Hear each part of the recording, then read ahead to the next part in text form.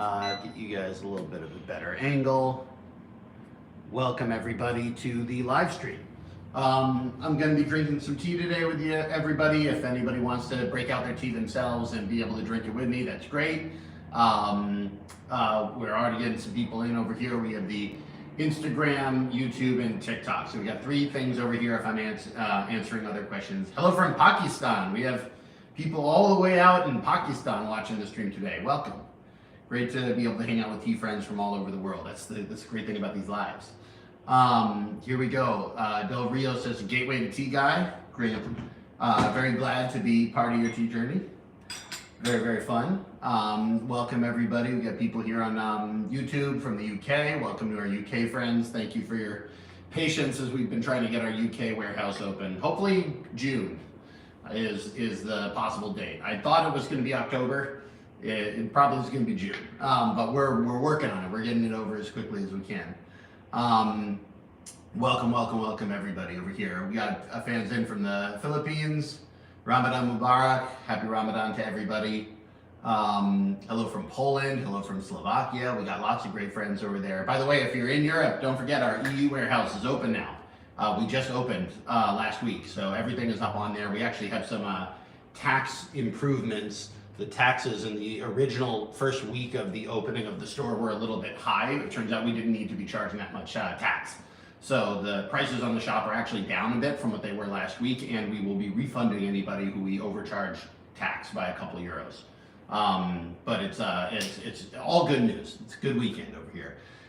People in from Toronto. Rum Brave, hello. Hello, Jesse. We got our good friend Rum Brave on. Hello from Toronto, fingers crossed. What are we drinking today? That's the Great White, what is this? What does it say? Do you believe the Great White Hope and his cabinet of Avengers because he's going to make America great again? I'm not sure what level of irony we're dealing with there. So, we'll go straight to the tea, which is why we're here, not to talk politics. We're going to be drinking green tea today. Over here, we're going to be using some of this green tea. This is Longjing green tea. I figured I would drink this because our green tea launch just started. We're doing our green tea pre-orders. The way green tea works is a little bit different from all the other types of tea because green tea is green tea every year you want the freshest green tea. And so because the spring tea there's such high demand within China, usually it's all bought up by the time that it actually is picked. So in order to actually get the good stuff, we need to be placing our orders ahead of time, which is why we have that pre-order on there. So if you get the pre-order, you're guaranteed to be able to get one of the first batches of the green tea, and there's a free secret tea pet, mystery tea pet that's going to be coming out just for our green tea people. So let me turn off my air conditioner here because I think it's probably making noise.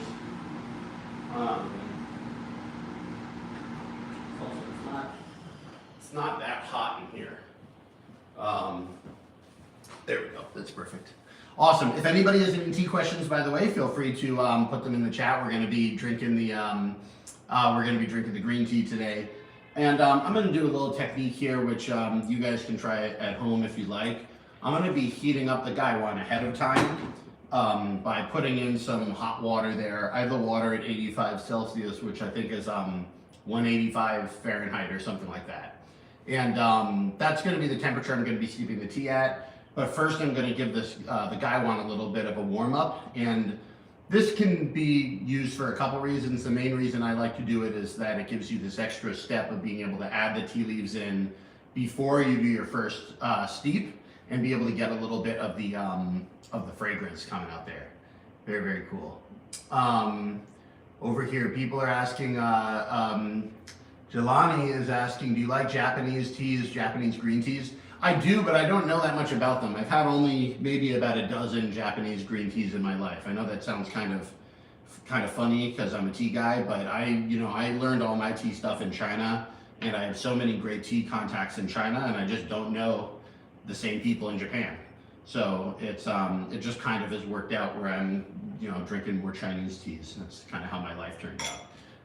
So this is a good thing about warming up the gaiwan is once the gaiwan is warm, I can add in my tea here dry and then be able to enjoy the fragrance from that first, not even the first steep, just from having the leaves in the Gai one. Excellent, excellent stuff. Questions over here. Olympia says, hi, just amazing how it's opened the EU warehouse. Thank you. I ordered my first tea pets last week and they arrived 2 days ago. I'm an ecstatic customer. Thank you. There we go. It was a lot of work to be able to get people their tea pets quickly. But I'm very glad that we're going to have the EU warehouse and pretty soon the UK warehouse going forward. I think it's just like, it's more fun to have tea when you don't need to wait like whatever 6 weeks to have it shipped from Asia, or even like whatever 2 weeks to ship from America. It's just like, it's just a better situation, and it's going to be able to hopefully bring a lot more people into the tea scene, which I think would be great. So here we're having the green tea. This is a Longjing green tea. It's actually a special Longjing that I got on the tea mountain where we get our green tea from last year. We picked some of the leaves and then processed them with Jinlaosher, who's a master tea processor. So if you go back and watch some of my old videos, you can see a video of her teaching me how to use the green tea wok and pressing the leaves up against the wok. These are the ones that she did, which were better than the ones that I did, for sure. So enjoying my green tea. Can't wait for this New Year's green tea. It's going to be a lot of fun. Green tea season, always a great time to be a tea guy. Cheers over here. Great questions over here. Olympia says, appreciate the hard work. Oh, thank you so much. The Big says, I love this guy's videos. Awesome. Bye. Oh, you left? Come on, man. You just came into the chat and dipped. Cheers, everybody. If you're in the position where you can make yourself some tea, make yourself some tea. Appreciate it. Awesome. Very, very cool. Cheers. Love the color. It is a very nice color. For green tea, again, you're looking for clear. You know, it should be generally pretty transparent. You know, that kind of light yellow, light green color. Green tea is not a super heavy, you know, giant, like, punch your face in the face kind of tea. So it's there for the fragrance, for the freshness, and then for, you know, that kind of easy drinkingness that during the summertime, especially as it gets hotter, you don't want to be drinking like super, super hot tea. So green tea is steeped at a lower temperature anyway. By the time it sits there, by the time it's poured out, by the time it gets into the cup, leaves a little heat in the cup, you're actually drinking a much cooler tea than you might think. So very, very cool. Questions over here. Who has this question? We have a question over here on Lasita Invisibility. Says, is it bad to buy a Gai one from AliExpress? I don't know if it's bad. The way AliExpress works is kind of like Amazon. Everybody has their own shop. And so like the thing is, it's a little bit of a lottery because you don't know that shop. I guess you can check past reviews or whatever. But like, I don't know what's in it. I don't know. I can't give a recommendation to anything on AliExpress because I don't sell anything that I don't have a shop on AliExpress. So I don't know what they're selling or what the quality is. But, you know, I think that you're probably better off with your porcelain from there than getting your tea from there, because the porcelain, there's like less you can do to fake the porcelain. Like the worst things you can do to fake the porcelain are like just give people something different than what's in the photo, or, you know, not do your like lead checks or stuff like that, like your health and safety checks. But like, you know, for tea, it's like almost a guarantee that any sort of tea that's on that platform is not going to be that good. By the time any people are marketing it to Westerners on a sort of like race to the bottom website, you know that tea isn't good. It was unable to be offloaded even in the Chinese market. And so they're doing all this effort to try to sell it abroad because it's just no good. They can't make any money off of it. Cheers. Questions over here. We got questions over here from Invit. Says, what's the biggest difference between Taiwanese and Chinese style oolongs? That's a really interesting question. The varietals of the plants, like the actual like plants that are being grown, the Chinese and the Taiwanese have different systems for them. I know in Taiwan, it's a little bit easier to know that what you're buying actually is what you're buying. Their system is kind of more streamlined to make sure that everybody knows what type of varietal plants are there, what type of pesticides are being used, especially when you get to the famous Taiwanese mountains. They're very picky about that, and so if it says that it's from Alishan, they actually do quite a bit of work to make sure that it is from Alishan, or it's supposed to be. This gets a little bit harder when you're talking about tea that gets outside of Taiwan, because obviously the Taiwanese authorities are not checking the validity of any tea that goes outside of Taiwan. So it's important, if you're buying tea, Taiwanese tea outside of Taiwan, to still really know your tea vendor and know where you're getting it from, because obviously any protection they have within the Taiwanese market of making sure it's the real deal, they don't go into other countries and check out what other vendors are doing outside of Taiwan. The main difference between the mainland and the Taiwanese teas, I think, is just that Taiwan tends to have a very few types of oolong, and they try to do them really well. Whereas the mainland, there's a lot more variety in terms of the type of tea that's being grown. And also the natural environment of the mainland, there's just many more places to grow. Whereas Taiwan is not that large. There's really a couple tea mountains, and then the tea comes from those mountains. You can drive around Taiwan in a day, so maybe a little bit more than that, but you can definitely take a train around Taiwan in a day easily. So it's not like an enormous place, and so because of that, the variety of tea is a little bit more restricted. That being said, I really love the Taiwanese oolongs, and if you'll notice, like, most of the oolongs on the website right now on my shop are Taiwanese. So, I really like them. In the current subscribers box, we have the Taiwanese Four Seasons oolong. I don't know if any of you have tried this, but if you've tried it from this round, put it in the chat. Let me know what you think about it. Very excited to hear what you guys think. Cheers over here. Isabel says, hey, I just wanted to say I love your stuff. Thank you so much. Appreciate it. 多喝茶, drink tea. Very cool. Here we go. Cheers. A little bit more of the green tea. I'm going to try this green, and then I'll probably go to something else, because green tea, you only get about like 5 good steeps out of it, sometimes even less. So it's really not a tea that's meant for chugging all day or doing an hour-long live stream or something like that. Great questions over here. Wesley Pruitt asks, how long will the green tea pre-order be available? Great question. So for those of you who don't know, this week we launched our green tea pre-order. So if you want green tea and you want to get in on the pre-order, go to the website. The green tea pre-order should be open up until we wind up shipping the green tea. So we're not 100% sure when we're getting our tea. Part of the way that I've done the, dealing with the craziness of the green tea market is that I've gone to our farmers and I've been like, we want the best tea we can get at this price. And so, sometimes based on the market, they can get that tea the first week the tea is picked. Sometimes it's the second week, occasionally goes to the third week.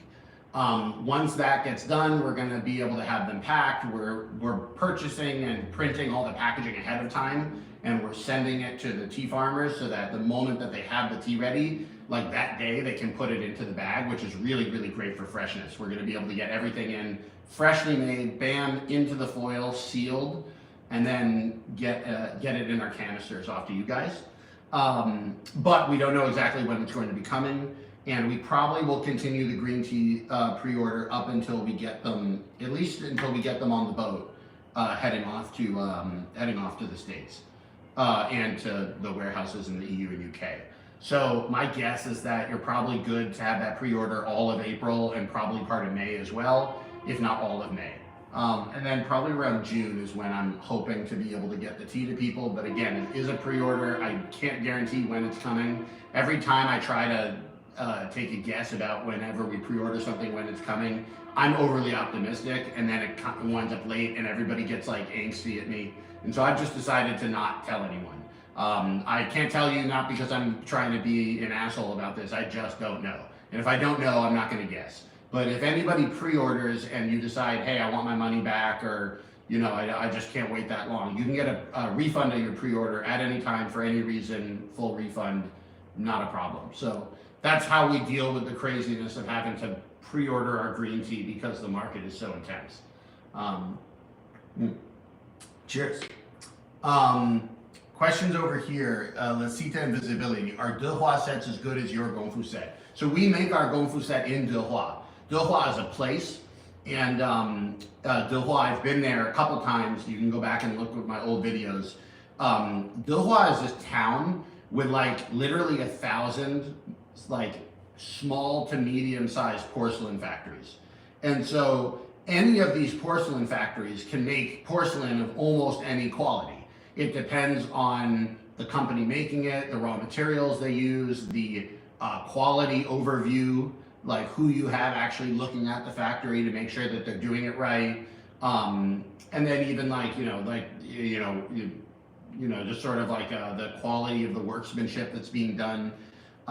If you pay the factory more, you get a better quality product. If you pay the factory less, you wind up with a less good quality product. In general, though, the Dehua porcelain, I think, is really good for the value.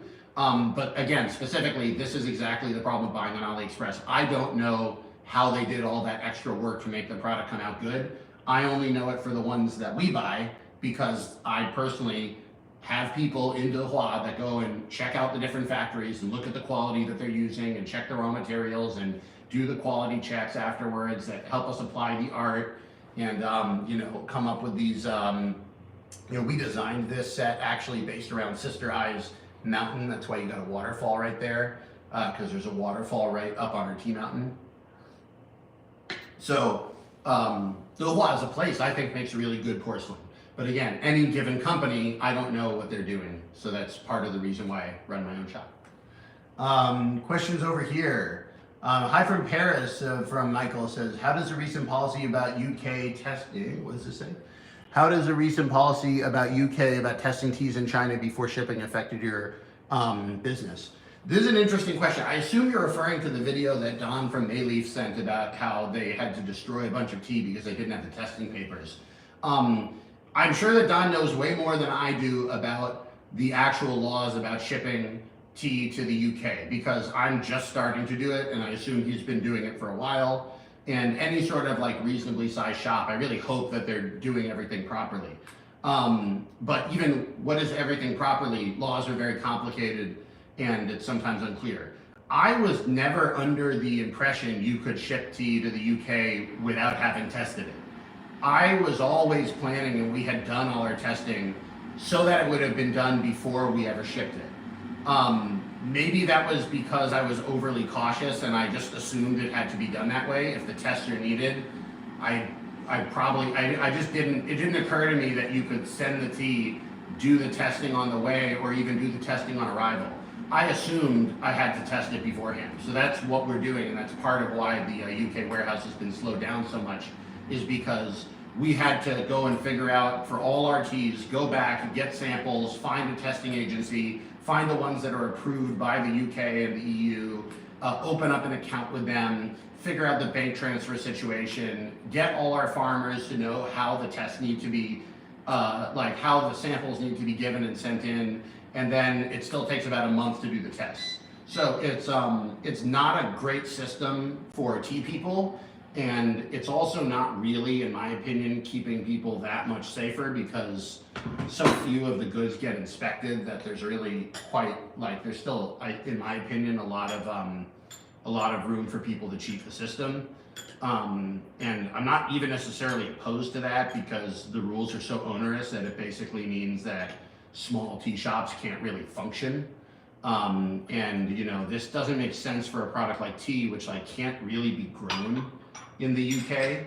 So anyways, I don't want to complain about the regulation, but I don't know exactly what policy changed or didn't change, but we were always planning on testing our tea before we sent it to the UK. And so, maybe there were better ways of doing this and we still don't know.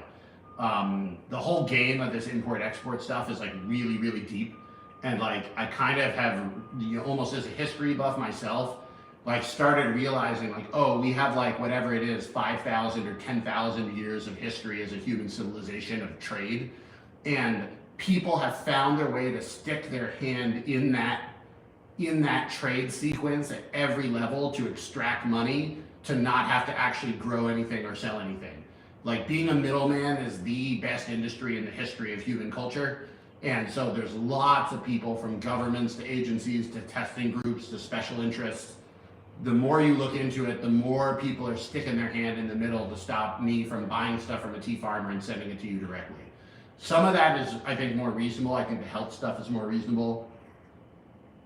Even the taxes in theory can be reasonable, but it's like, it's a thing. Anyway, I don't want to get too far into it. Questions over here. People over here, what do we say? We got a question here from Captain Bluetooth. Cheers, Jesse. Long live the tea times. I'm drinking the Eastern Beauty Oolong this morning. Very good. That's a great tea. I haven't had that in like a month or so. I really gotta get some of that. Maybe I'll have some of that today after the green tea if I can find a bag of it. I wonder if I still have any because I generally keep like a couple bags of all of my teas around, but then I do drink them, and so sometimes I drink through them all, and then I can't. Then I don't have any more until I order some from my own warehouse. Cheers over here. Adriel Cantu says, "What's up, bro? How you doing? Shaka. Good to see you." Questions over here.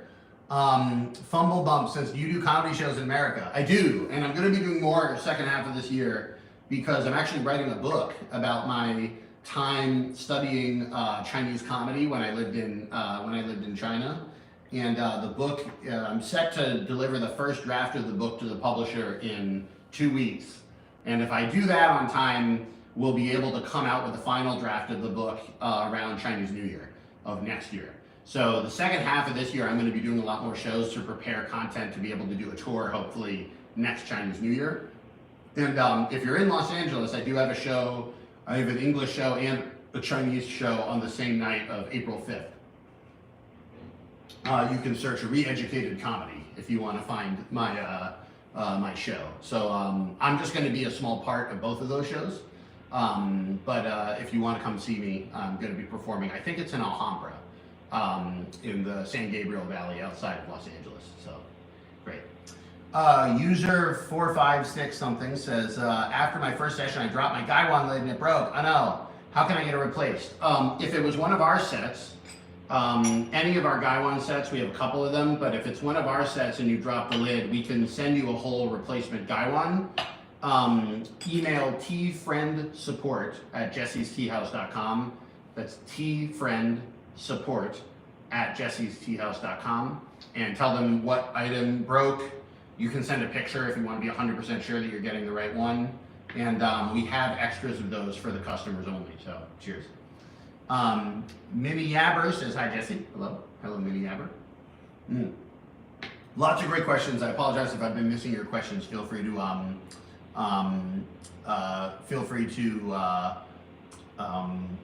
repost them if you want. Question over here. Brendan Ong says, "Often heard the first flush green teas are the most desirable, but is there a general trend when comparing it to subsequent flushes?" Yeah, the first flush, the first picking of the plants every year is going to be the best one. Even amongst that, there's different regions have their first flush at different times, so the first of the first is even better. Generally speaking, you're going to have kind of more fragrance and more of the the delicate aromatic stuff coming out of the first flush. That's not to say the second flush or the third, further on in the year, the tea is going to be bad. But generally, that's why everybody really covets the first flush of the tea. Cheers. It's also one of the reasons why green tea, I think, is one of the harder things to buy on the internet, because if you just see green tea, it might be packaged really well, but it might be 3 years old.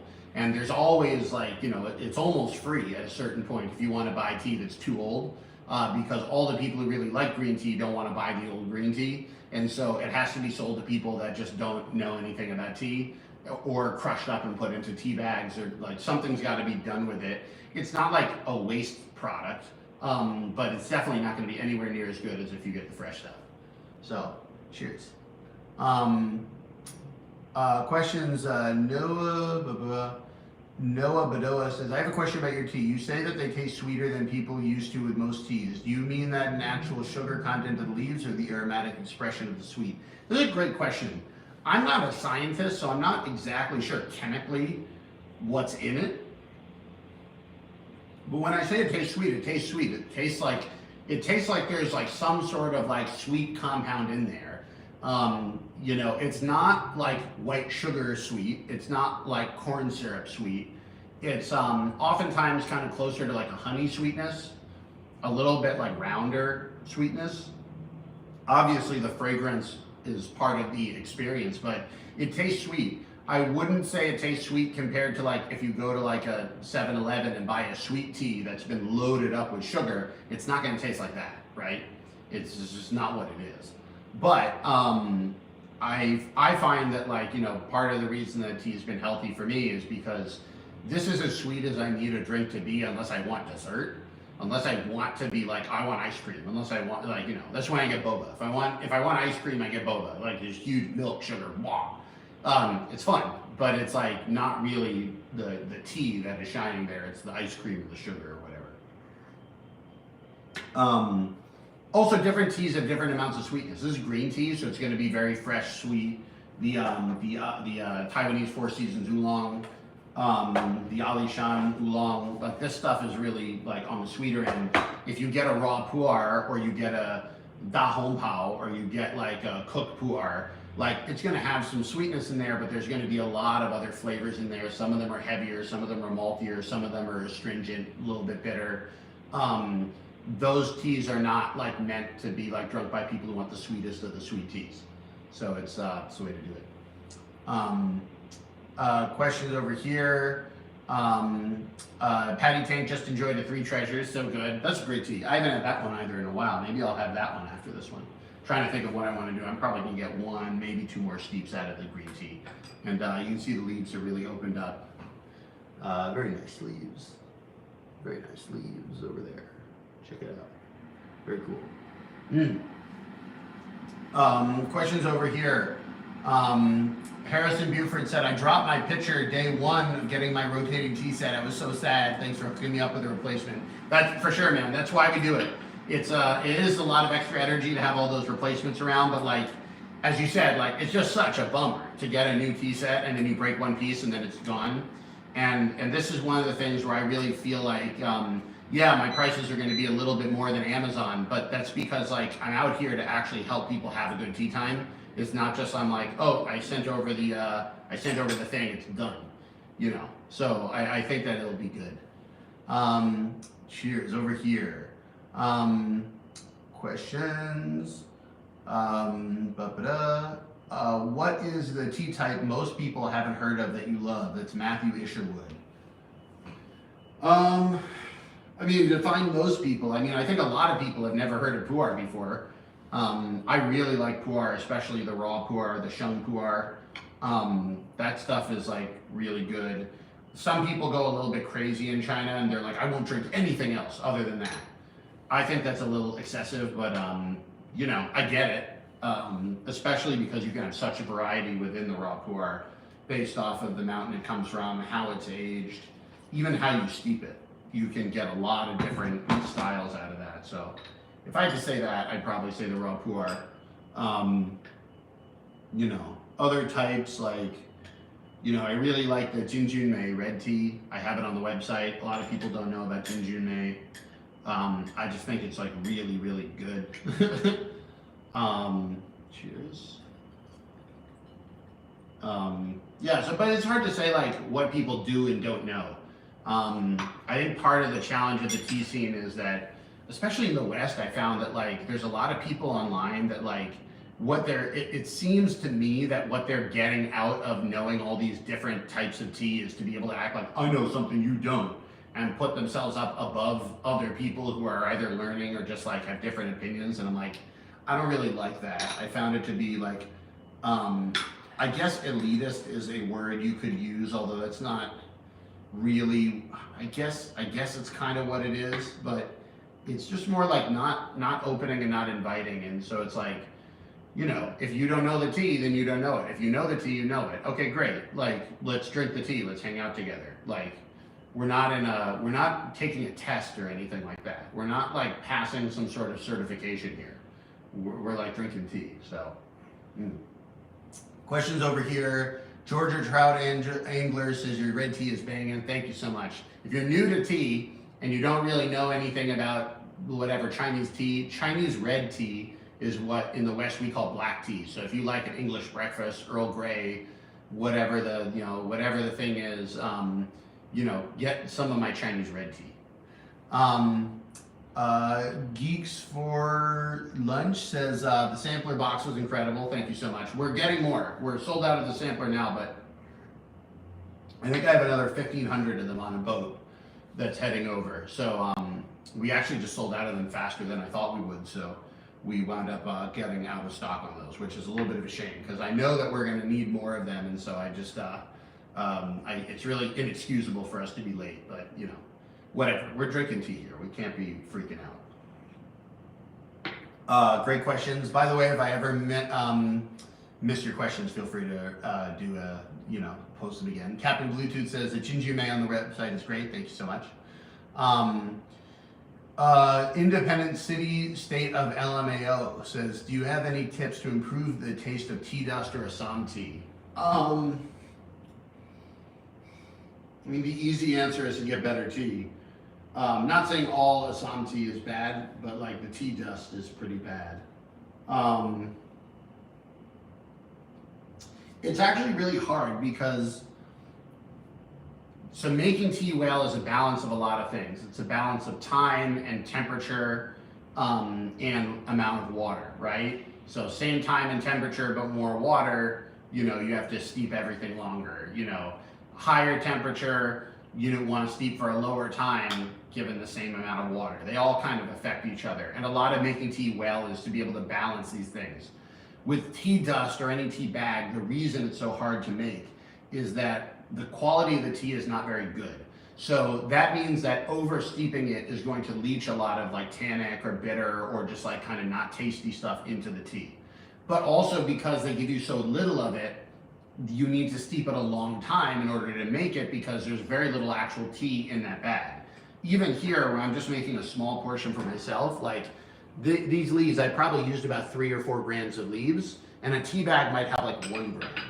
So like you're already having to steep it longer because there's not a lot of tea and it's not very good. But because it's not very good, if you steep it longer, you're going to make it tannic. So so the only thing you have left to do is to adjust the temperature. If you were to brew it, I'm guessing that if you brewed it at a very low temperature, like if you were going to make an iced tea, you probably would have less difference between a high quality tea making it iced and a low quality tea making it iced. I think you would still taste the difference, but I think that a lot of that kind of not so tasty stuff is going to come out in the hot tea differently than it would come out in the cold tea. So I guess that would be my advice. If you have tea like that and you like drinking good tea, but you have some of the other stuff, if you're probably going to do an iced tea, I'd experiment and see what you want to do. But I don't drink that many tea bags, so it's kind of hard to figure it out. Question over here says, Flip, do you have to toe the line on politics in your Western comedy? Does the CCP only care if it's about them or in China? This is a really good, difficult question. Yes and no.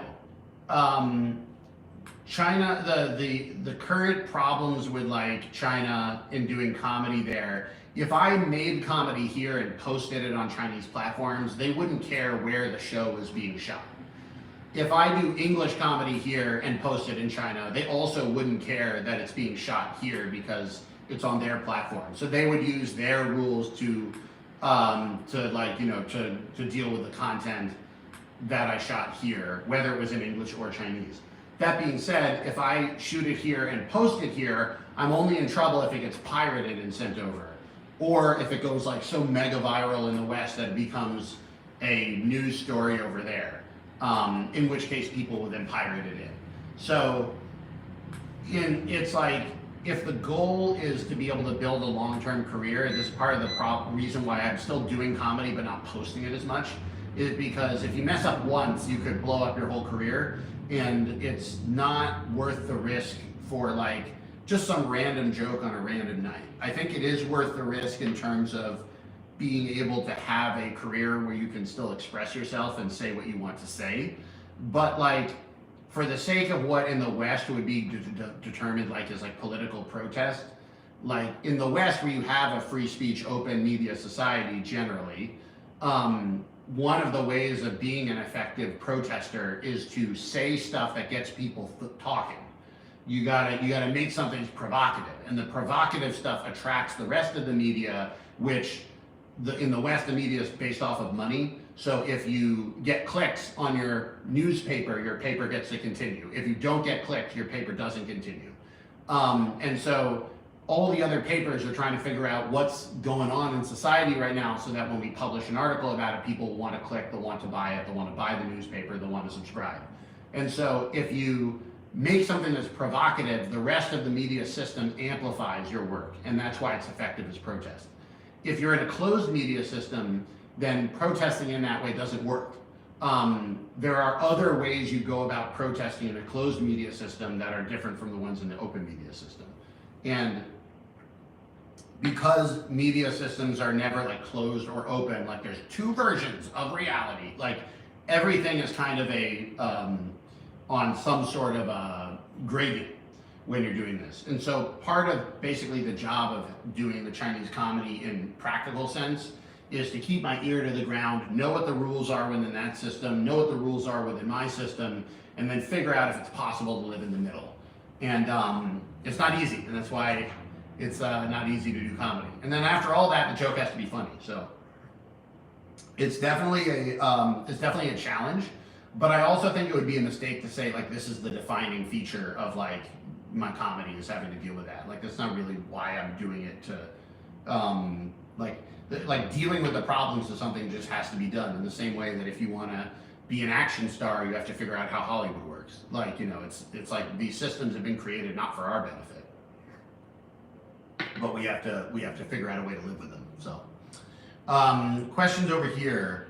What do you think of the Poda matcha, the squeezable matcha paste in a bottle? I've never heard of that, and I haven't tried it, so I'm not going to talk about it one way or the other. I think this is one thing that I try not to talk about other brands or stuff like that, just because I don't know. I like, unless I've tried it myself, I just don't know. So like me talking out my ass really isn't any help to anyone. Questions over here. Righteous Bun says, drinking the gourmet ball now. It's my favorite from the sampler box. I had to order more. Excellent. It tastes like honey to me. It does have that kind of honey sweetness. Especially the white teas. I feel like it's like for people who are used to drinking a lot of like processed sugar drinks, like sodas or like sweet teas, or even just sort of like iced tea in the West that's like just loaded up with sugar. The sweetness from the actual like sweet teas or like the sweeter teas in the Chinese tea world, it tastes more like honey. It tastes more natural. It tastes less like straight to the brain, you know. I prefer it now to the sort of like heavily sweetened stuff. I'm like, if I'm gonna eat that much sugar, I might as well have ice cream or like a cake or a brownie or something like that. Like, you know, if I'm gonna drink tea, I kind of want the tea to be like, tea is so good when you make it healthy without adding anything that like, it's just for me as somebody who's trying to live healthy but is not actually a dieter or like spending any real time on that. It's just like the easiest calories to avoid are all the drinks in the middle of the day when I could just have tea. So that's why I like it. Question from Layup for Attention. Layup for Attention. Do you think traditional Chinese tea would get as popular as matcha? I don't know. I don't think so. I think it's possible that like loose leaf tea could get to where matcha is now. And it's because like, again, if you look at what happened with matcha, there's very few people drinking matcha that are actually like at home with a matcha bowl whisking up their matcha.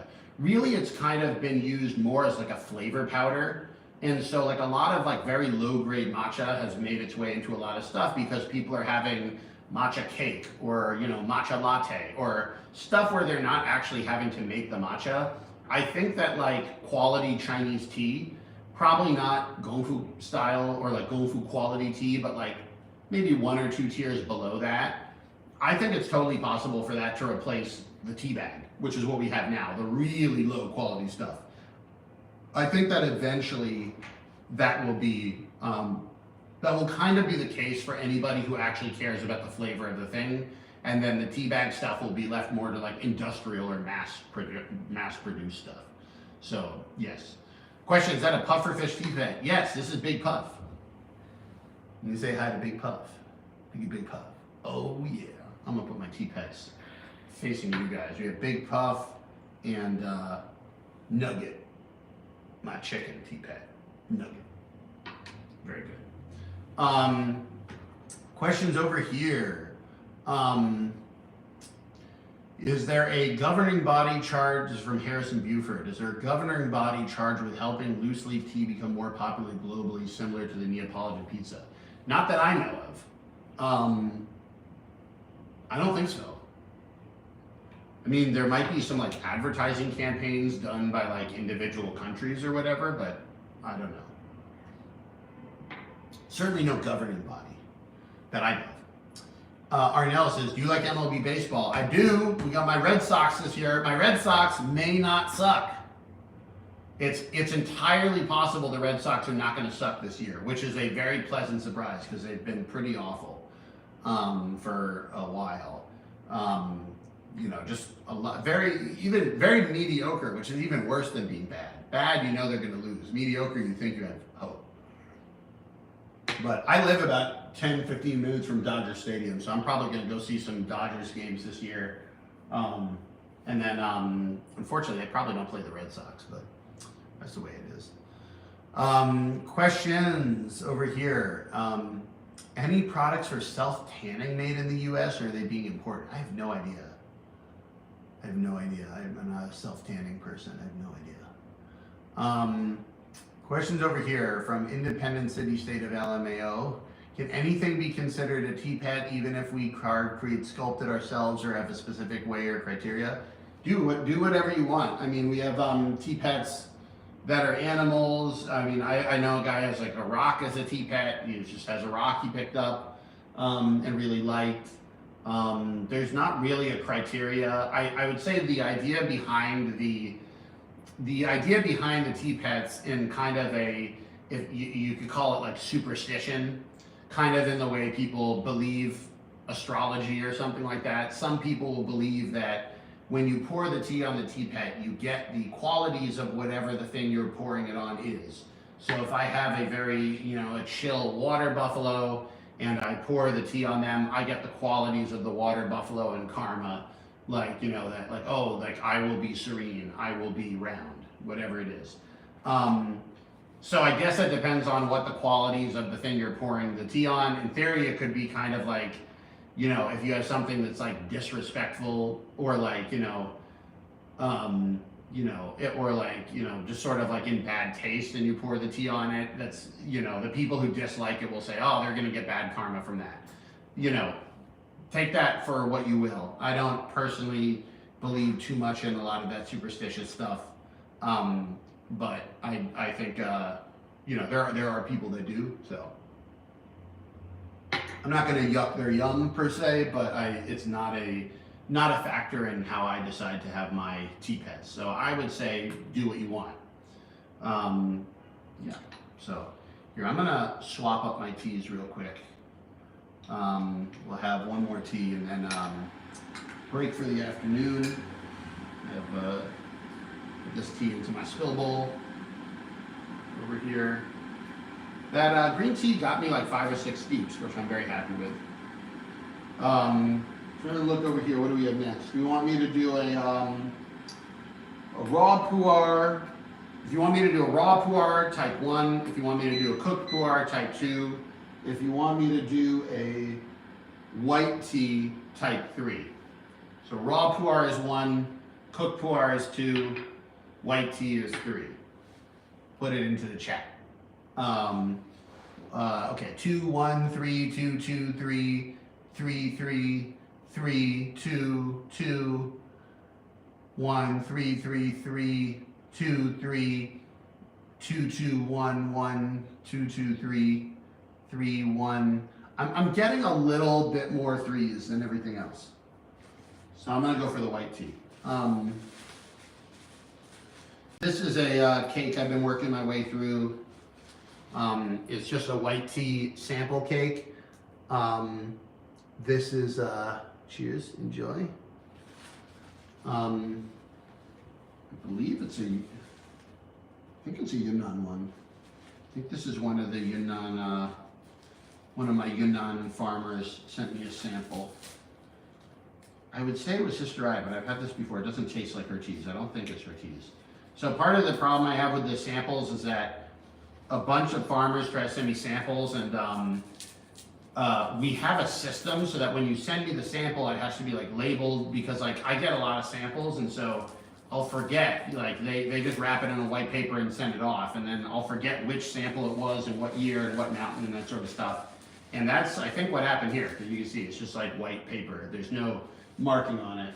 So if I actually did want to buy any of this, I would have to go back in my system and try to figure out who sent it when, and it would actually be quite difficult, which is kind of annoying. But it is directly in the basket on my left, and so that's what we're drinking. And I'm going to reheat the water so that we have the water ready when we want to start. In the meantime, I'll take another question or two. Questions over here. Where is the red rose tea resin in the shop? I want to buy some from El Rey de Mundo.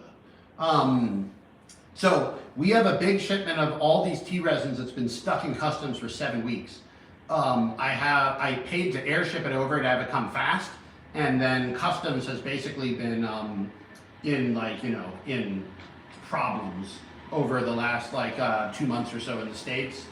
It's hard to tell whether this is like normal customs problems and bad luck, or specific customs problems caused by the political instability in customs, but it's not clear. But either way, I don't have them yet. I thought of it ahead of time. We bought them, we packed them, we shipped them. I even rush shipped them, and they're 7 weeks getting through customs, and we have no idea when or if they're coming through. So yeah, unfortunately, it's not a fun answer, but that's the answer. Is I just don't know. But we are going to. I'm already preparing another shipment because it's possible we're never going to get them at this point. Like maybe they clear them 6 months from now. I don't know. Well, I just can't run a business that way. So we're going to have to figure it out. So Qasim says, how do you know about the future? I don't know if I know about the future. I mean, I don't know. Do I know any more than anyone else? Who knows? Questions. From Dracina Grasu, will the reward leaf program on the American website be available on the EU website as well, or will it not be implemented at all? We are working on that. That's one of the many things that we're trying to get going. I'm trying to figure out, ideally, a system to get it going in the EU and let people transfer their points from the US to the EU shop. But there are many things that we have to do, and we can only do them after launching, and this is one of them. And so, the shop has been open like a week or something like that, so we are not ready yet to open that, to do the tea leaf points. But the hope is that, yes, we will have that running eventually. Ideally, also be able to have people transfer their US shop points to the Euro shop points. We were originally going to have it all in one store, and that would make it easier for that to happen. But then the problem was that the EU customers would have to basically it would be impossible to tell what's in stock in the EU versus the US shop. And so we would have people putting stuff into their carts that would then be having half of it shipped from Europe and half of it shipped from America. So you'd be paying shipping twice, which is the whole point of opening the warehouses, to help people not have to pay expensive shipping even once, not to mention shipping twice. So we are working on that though. It's doing good. Questions over here. Chimero13 says, love the Chimen Red. Would you ever do a tea cake? Unlikely that we would do a tea cake of that tea for a couple reasons. One, red tea in general, you don't often find it in cakes. Sometimes the Yunnan red tea you do, but the tea cakes are really more used for teas that are designed to age, like a white tea or a pu'er. And so red tea, which it won't go bad with age, but it won't get any better. Those teas are not usually put into cakes because they're just stored loose.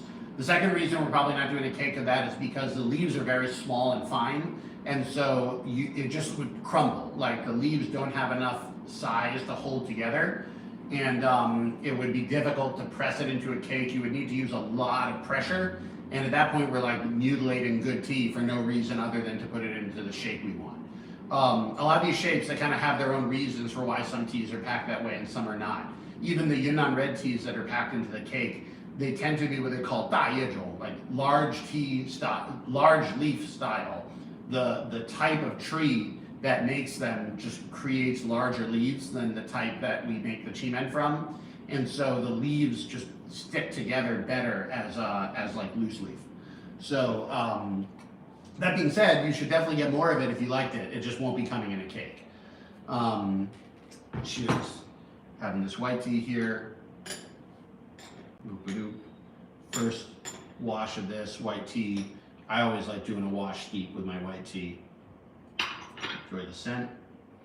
There we go. Ooh, that's herby. I think it's shomei. Yeah, it's very kind of like the like sort of like medicinal Chinese medicine style, you know, herbiness to it. Very, very, very, very nice smell. Enjoying this. Get the second steep going. I'll do one or two more questions up here. Give me a moment. Just make sure to get that done right. There we go. There we go. Awesome. This is going to get a little darker, I think, but here the first steep after the wash, second steep. Very nice color. Very, very pretty color. Very nice. Oh, that's great. Hey, can I get a thumbs up? Yeah. Awesome. Cheers. To you guys, thank you so much for your support and for hanging out with me for tea time. Excellent. Questions. Yoga Nahat says, hola from Argentina. Hello to our South American friends. Questions over here. A bunch more questions. How hard is the hunt for the new Black Jasmine from Seth? So the reason we have, by the way, we have the new Black Jasmine coming in soon. It should be here like really soon. We sent that shipment like over a month ago, I think. But the challenge with the new Black Jasmine was getting the quality of flowers that we needed. For those who are not familiar, we had a Black Jasmine, which is a jasmine liubao tea. Liubao is a dark tea scented with jasmine flowers, and we do the actual scenting. We're not spraying jasmine oil on it. We literally take jasmine flowers, lay them on top of the tea, let them sit overnight and absorb the scent of the flowers, and then we do that again with the second batch, third batch, fourth batch, and we aromatize it 4 times. But the quality of the flowers really matters, and if you get better quality flowers, you get more aroma into it, and it tends to be better and smoother. And so we had a problem where we ordered 1 batch of it, it was great, everybody loved it, and then we had a problem where the new batch that came in, the flowers weren't the same quality and people were noticing. We got, I'd say about 10 or 12 messages from it, but as a vendor, if I had 12 messages, probably 50 or 60 people were like, hey, this isn't bad, but it tastes different. And I tried it myself and I was like, you're right, it isn't bad, but it does taste different, and in my opinion, not as good as the first batch. And we went back and found out that the price of the flowers had changed, but the vendor, without asking us, had just decided to keep the price the same, but just get less good flowers. I would have, and I told them now, don't do that again, ever. If you're gonna change the product, I'd rather have it go up if it needs to go up, and I'll just charge people more. But I wanna make sure that people know that when they're buying it, it's good. And ideally, it's as close to the same as the first batch as we can get. And so we had to go back and wait for the next year's flower crop so that we could get the good flowers again and then put them in. And so that Black Jasmine is in the sampler, and it's also going to be available for sale in the 50-gram bags very soon. So that's kind of the update with the Black Jasmine. So actually, it wasn't a problem about hunting down a better one. It was about making sure the vendor knew we were willing to spend a little bit more money to get the same quality that we had been buying in the beginning. This is something I noticed about doing business in China a lot.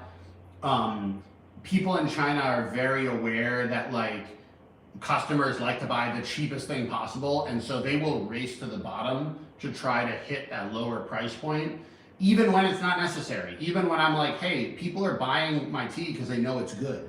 Like, I know I can get cheaper tea. I don't need you to cheapen the tea. I could go to the market right now and get tea that costs a fifth or a sixth of what I'm paying. And I could probably sell it in the West and a bunch of people would like it. But I'm not going to drink that tea every day. And I don't think it's going to be the type of tea that people are going to drink and be like, wow, I want to go back to that website and get more.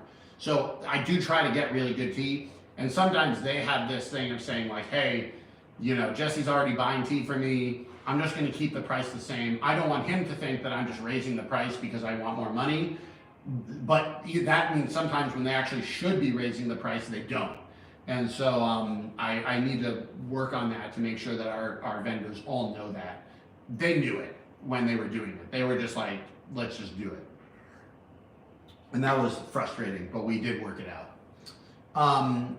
Questions over here. Chase, I'd like to buy from you. Is there a good type for iced or cold? All of the teas I think will work well for ice. Maybe people in the chat have better ideas than me. I don't make iced tea that much, but I think that like the key with that is to just experiment and see what is the right leaf to water ratio, because it'll depend on how much you make, how much you want to put in there. Generally speaking, the you know, I think red tea makes really good iced tea. I think white tea makes pretty good iced tea. You know, if you want something like richer or thicker, the chaud pu'er, the cooked pu'er, that'll make a really good iced tea. Yeah, I think it's like all those are really good, I think. So that'd be a good idea. Jay says I make a gallon a week. Yeah, so go take your gallon and if you have a gallon, you know, whatever pitcher, figure out how many grams or how many ounces of tea you want to put in there. You know, figure out what, like how long you want to keep it there. I think the timing for iced tea is like no more than 2 days, because you don't want to leave it in there so long it goes bad. And like obviously unless everything is like sterilized, if you leave it in there for like, you know, a week or whatever, you might get mold or something growing on there. So I'm sure you know more about the icing of the tea than I do, because I don't really drink that much iced tea. But I'd say, yeah, go for those types of teas, the red teas, the white teas, or the cooked pu'er, with the white being the lightest, then red, then cooked pu'er is from the light to dark sort of way of doing it. Very, very cool. Questions over here. Wesley Pruitt says, Jesse's integrity is amazing and you well deserve all the customers. Thank you so much. I try my best. It's, you don't win every battle, but I do try.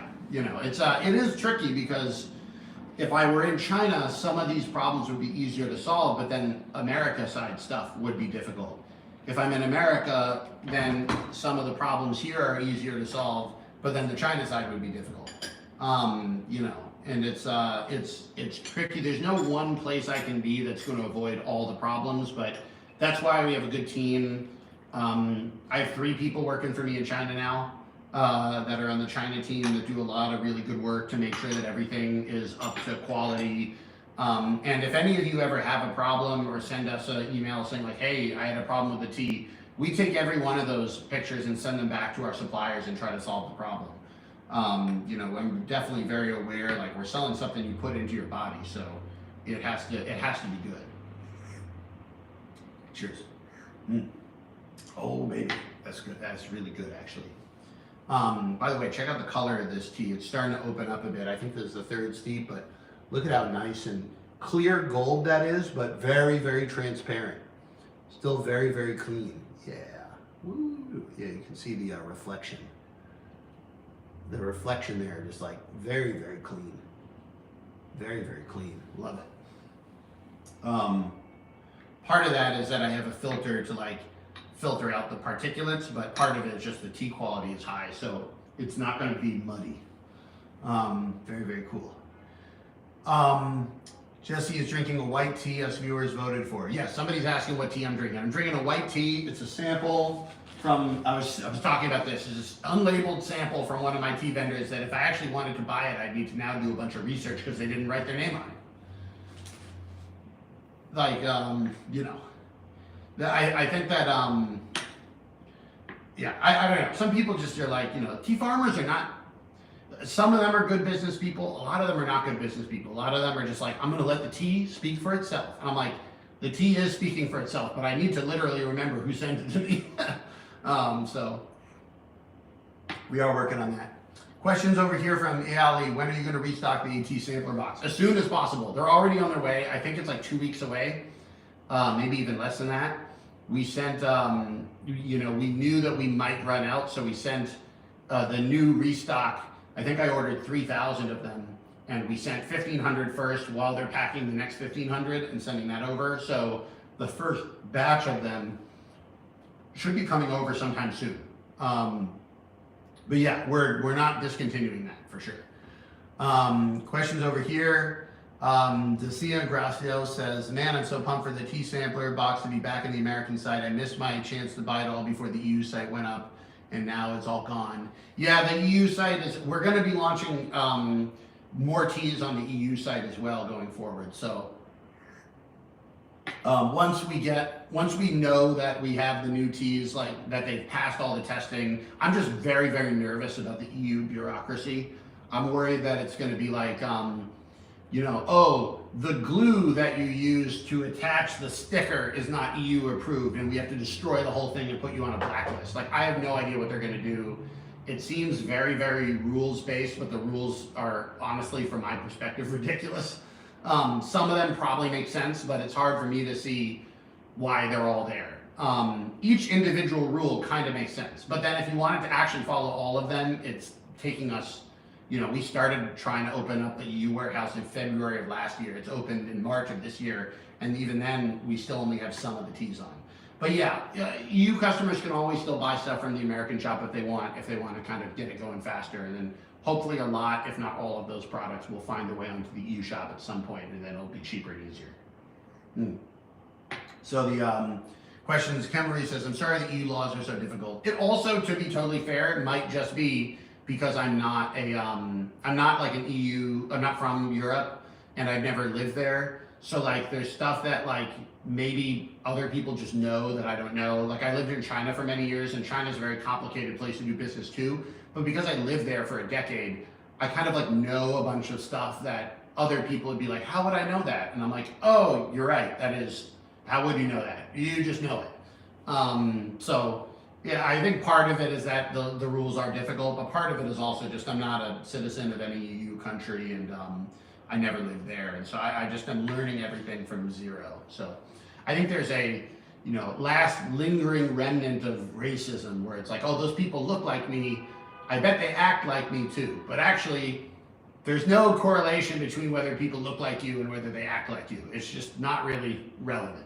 So, you get people that look like you and they think very differently. You have people that look very different and they think exactly the way you do. You just don't know. So, I think I was overly optimistic about being like, I'll just figure out how things work in Europe. And it's like, no, they have their own game over there.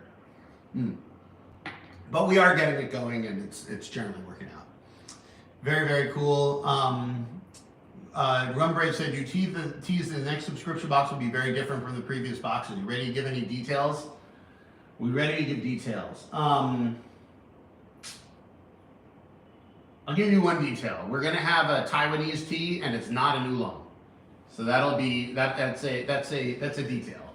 So there will be. I think it's gonna be really good. I'm very excited to be able to get that tea to you guys. So previously, all the Taiwanese teas that we've had have been oolong teas, and we're going to go into a different type than we've been selling recently. So not another Four Seasons, but we're working on that. That's not the main way it's different though. So I'm a little cagey about giving out new details before everything is completely done. Once they get on the boat, it's kind of set. But until then, anything can go wrong. So that's why I'm always a little bit not certain about it.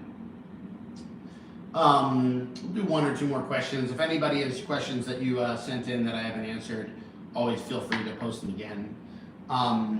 Cantu on You says, good start tea, which I assume you mean a good tea for a beginner. I always recommend the Qimen red tea, Qimen, Qimen. And the Qimen red tea is the tea base that's used in a lot of like English breakfast, Earl Grey, We have a premium Chi-Men on the website right now, which is really good. It also comes in our AT sampler, although the AT sampler is sold out. So that's a really good intro to tea, but really any red tea, what the Chinese call red tea. So not rooibos. In the West, what they call red tea, they usually refer to as it's an herbal tea called rooibos from South Africa. Not the rooibos, the Chinese red tea. I think that's all really good stuff. Way too heavy. You got a white tea right now. I do. Greeting's way too heavy. One of OGs of the tea fans. Cheers. Gonna have another steep of this. Once the leaves are open like this, you'll notice my steep time goes down. I don't steep it that long once the leaves are open. You see, even here, the color is going to be much deeper than the first steep I did, even though I steeped this one probably half or maybe even a third of the time as that first steep. And this is also why, like, the steep times, it depends on what the tea is doing. Once the tea leaves are open and you're in the middle of that, like, you know, the middle of the progression, starts slow, opens up, starts to get weaker. When you're in the middle there, it's going to steep pretty fast. And so, you know, what was that, 10 seconds or something like that? And we already have a really nice color there. Very, very cool. Questions over here from Johnny H. says, I love the travel tea set. I never leave home without it. The travel case is amazing. A recent car crash. I didn't care about the car. I checked on my tea set and it was unbroken. I'm glad the tea set survived, but I hope you're okay. And as much as the tea set is definitely valuable, make sure all yourself and anybody else in the car and the car itself is probably even more valuable. So I'm glad that it survived. I hope the crash was not that serious. That's crazy, man. Matthew Isherwood says, how do you know when you reach the end of the tea steeps? I mean, if you like weak tea, if you like kind of like very, very lightly flavored water, you kind of never have to throw it out. Eventually, you're going to get to the point where you're like, you know, because you were drinking the tea up when it was rich and then it just gets weaker and weaker and weaker, eventually people are like, I'm done with this. But, you know, it depends on your personal taste. I mean, some people are just like totally fine with just re-steeping. I think for me, because I have so much tea, that if I, like what I was doing on this live stream, the beginning live stream, I was having a green tea, and when it started to get weaker, I'm like, I have so much tea right over here on the side off the camera, so much tea back against my wall and back over here, and I have 5 boxes of tea over there, and I have like a giant box of samples up in there, and I have one in my,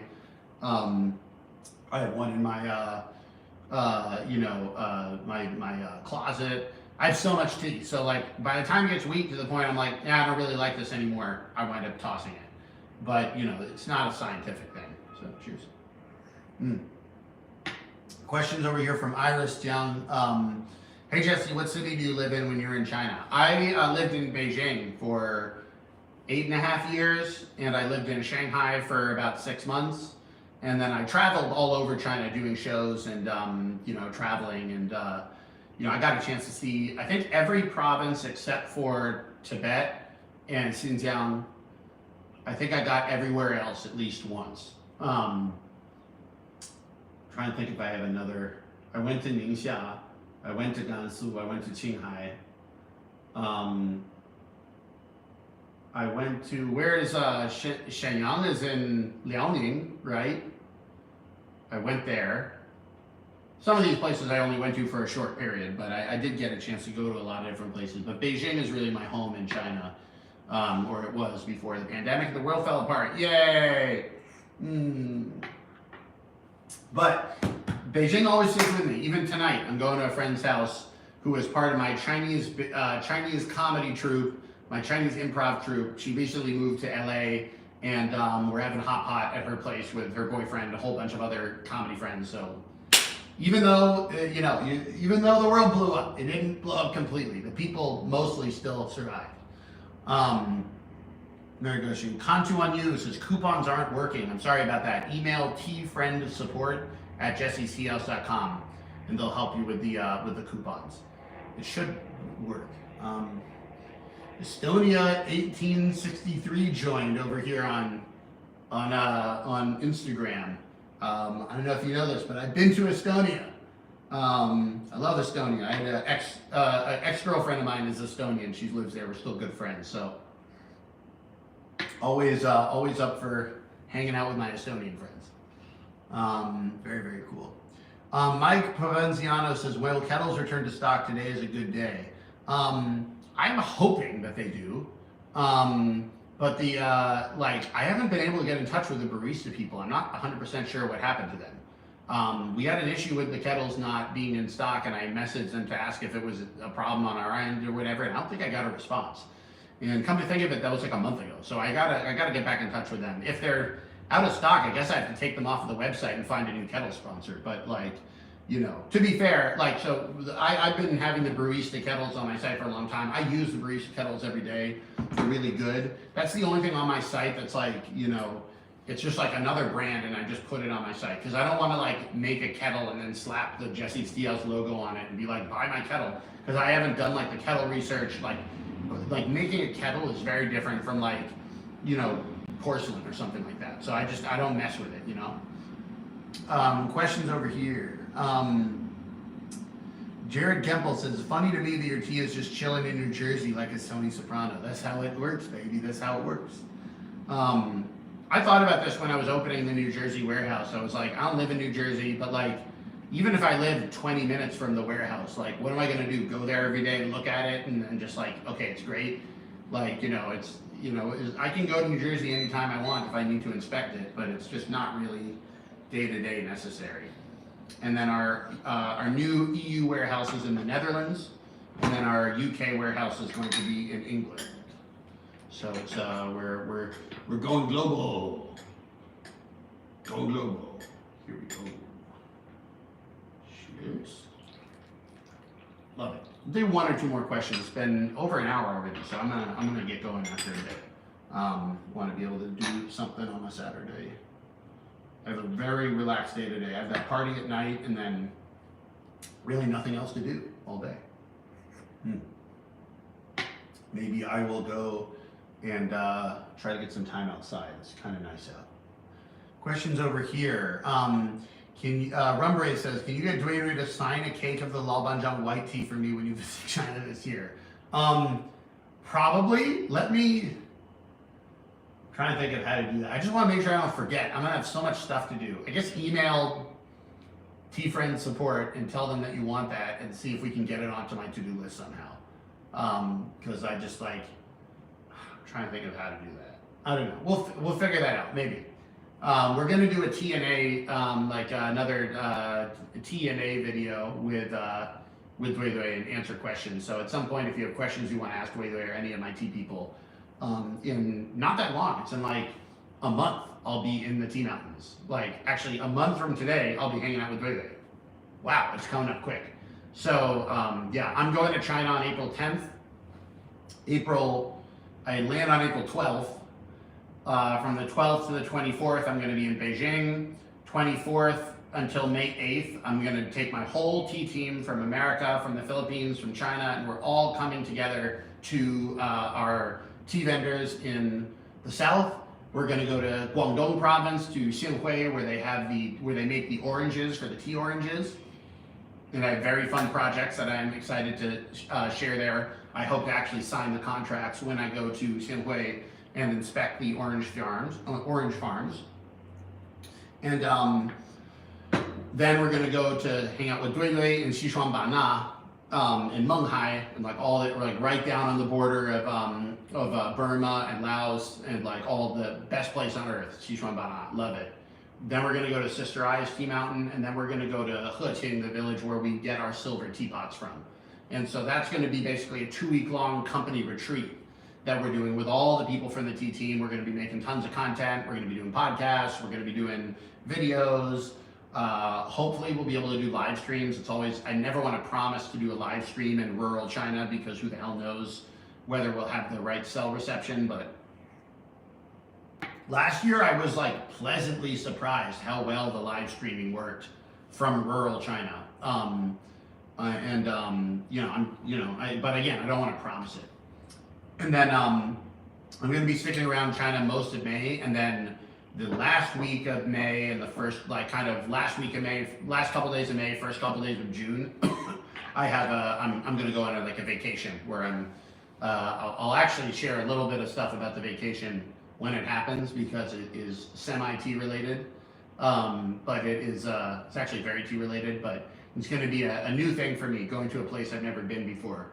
And I still need to pin down some of the details, so. Cheers. Alexandria Orca Child says, thank you for getting me into a whole new form of tea. It has been an experience. I'm so glad you enjoyed it. I'm glad you've looked at it as an experience, because that's really what it is. A lot of people are like, you know, what leaf is the best? I'm like, that's part of it. But this whole thing, sitting down, making the tea, talking with friends, chilling out, that's really where that's the good part about this. Excellent. Question over here. Steezy says, bought your tea table. It's fantastic. We'll do a video about it soon. Thank you so much. At me, tag me when you make a video. Very glad to be able to see. Very glad to be able to see people actually using the tea stuff. We work so hard to make it and pack it and send it over, and by the time you actually get it, you know, it's always great to see that people are enjoying it. Very, very cool. Allium1129 says, hey Jesse, sending love from Sydney, Australia. Love your content. Thank you so much. I'd love to make it to Australia next year. I've never been to Australia. I have a bunch of really good friends from Australia. In Melbourne, I think they're mostly in Melbourne, but Sydney also, I'm guessing. If you go to Melbourne, you should go to Sydney too. So they're all right around there. Very, very cool. Over here, what was it? We found it last year. I'm trying to find another thing over here. Wesley Pruitt says, looking forward to the live stream. That will be cool. Yeah, we had I did some live streams last time from the villages in Yunnan, and we tried doing one with Sister I. I think it kind of was semi-successful. And we did one. We were going to do a live stream of the Silver Teapot Village, and then when I got there, I was like, this needs to be a video that we actually edit because it was too cool. So instead of doing the live stream, I did the video, but that whole video is up on YouTube now. I think it's honestly one of the best videos we've ever made. Is the Silver Teapot video. You know, if you ever Google or a YouTube search, Jesse's Tea House Silver Teapot, you'll be able to see it. It's like 15 minutes long. It's awesome. It's like one of the best videos I think we've ever made. Very cool. Nico PK says 9 p.m. here in Germany. Any recommendation for late night teas? Greetings, our German friends. By the way, our EU shop is open. Cheap shipping, no customs to any customers in the EU now. eu.jessesteahouse.com. For late night teas, I mean, I have this, you know, the Hainanese yellow rosewood tea. It's an herbal tea. It's not from the Camellia sinensis plant. It's more like a tisane. But that's what I drink at night because it has no caffeine at all. If you were to drink a caffeinated tea, give it 1 or 2 washes, give it an extra wash because the caffeine comes out towards the beginning. Unless you want to stay up until 3 a.m. If that's what you want, then drink anything you want. Let's do 1 or 2 more questions. It's probably about time for me to get going. Steezy, ever thought about opening your own tea house or farm? I would love to. I ran a comedy club in China for 5 years, and so I kind of know the work that goes into running a live venue. You know, there's a lot of cost and time and energy that goes into it. Right now, like, I couldn't do that and also run the tea business and make content and do my shows and travel where I need to. So it's not really practical beyond the fact it's expensive and difficult, but maybe one day. As for running my own tea farm, I'm not a farmer, but I have thought about trying to see if maybe next year, we can't do it this year, but maybe the company is big enough where next year I'm able to work with, say, Sister I or something like that and say, hey, you're in Yunnan, you have your own farms, maybe a part of your farm we can kind of section off and that'll be just for the Jesse's Tea House people. Or we'll say, hey, you live in Yunnan, can you help me scout to try to find a farmer that we can work with so that we can, you know, you basically bao cha yuan. You should call it bao in Chinese is a verb for, like, you know, keeping it to yourself is bao, which is like the verb for to hug or to enclose. So it's like we should enclose our own garden out of a garden that already exists. But I'm probably not going to be planting tea seeds from year one, and yeah, I'm not good at that. I can barely keep a house plant alive, so I'm going to trust our farmer partners over in China to do that better than I could possibly do it. I think one or two more questions over here. Here we go. Do you think you'll ever source Camellia crassicaluma, yabao? Oh, yabao. It might be wild on Sister Eyes Mountain. Possibly, but I actually don't know the laws about importing that. I wonder if it's just considered tea. It's worth looking into. I've had yabao before. It's actually quite good. But I haven't found any suppliers yet that I've really gelled with, and I don't know how to do the importing. Questions from Moment of Truth. Any plans to do more wood-fired Tiandan cups to the website? Maybe. This May, I'm going to be going back to Zhehua, where we get our porcelain from, and seeing our porcelain guy, and I'm going to see what new options they have available for us. I think it'll be fun. Very, very cool. One last question, we'll say. What is the, Mihai Dunfras says, what would be the benefit of enclosing a tea farm part? There's a couple. One, it guarantees that you're going to be able to get the quality that you want in the amounts that you want. Part of the challenge of running a tea company is that there's just different types of people you can work with if you want 10 kilograms as opposed to 1,000 kilograms. If you want 1,000 kilograms of tea and you want it to all taste the same, you need to have a farm that is big enough that you can get all of that from the same part of the mountain. So big brands that are like, it's very important to us that the brand quality be steady, they want to work with very large farms because that means that they know that like the quality from this, it's just going to taste relatively similar because you get it from this whole area of the mountain and you blend all the leaves together, and then you can create really a single source batch, but that is blended together. If you run a small tea company, you're like, I want 10 kilograms, and you might buy 10 kilos of tea, but if by the time you go back for more, it's all been sold out, you're kind of just screwed. You just can't get any more of it. You have to find something that's similar, or you have to do something else. That's one of the reasons why it ensures you a supply.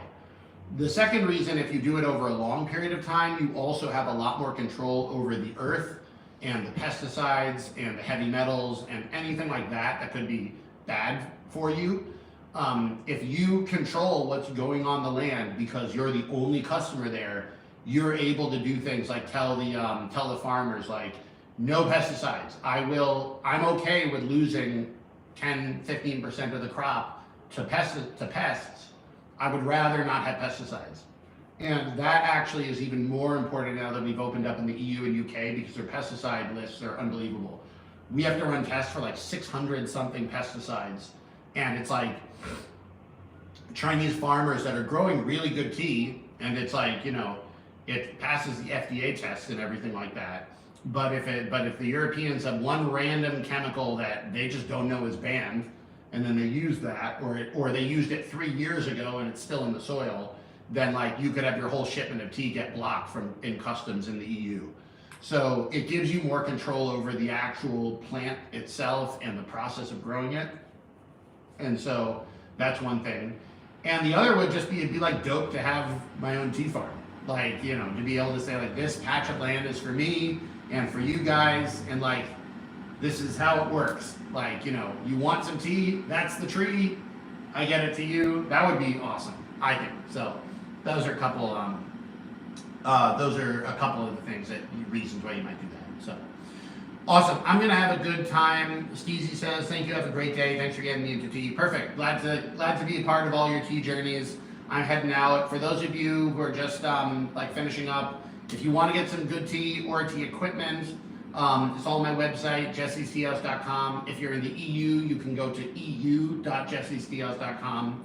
If you're from the UK, you can go to uk.jessesteahouse.com, although the UK site is not operating yet. But it's just been great to be able to hang out with you guys and you know, have some good tea, have a great weekend, and enjoy your tea times. Have a good one, guys. Bye-bye.